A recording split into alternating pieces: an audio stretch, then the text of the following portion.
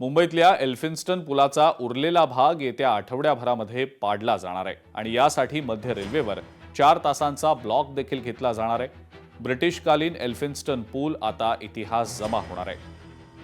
मध्य रेल्वेच्या हद्दीतील पुलाचा लोखंडी सांगाडा हटवण्यासाठी एकूण 26 तासांचे 6 मेगा ब्लॉक घेतले जातील। सलग 5 दिवस रात्री 12:15 ते पहाटे 4:15 पर्यंत 4 तासांचा ब्लॉक घेतला जाईल।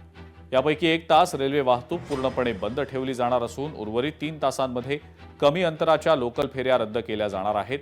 शनिवार आणि रविवारी 6.5 तास छत्रपती शिवाजी महाराज टर्मिनस ते दादर पर्यंतची रेल्वे वाहतूक पूर्णपणे बंद ठेवली जाणार आहे।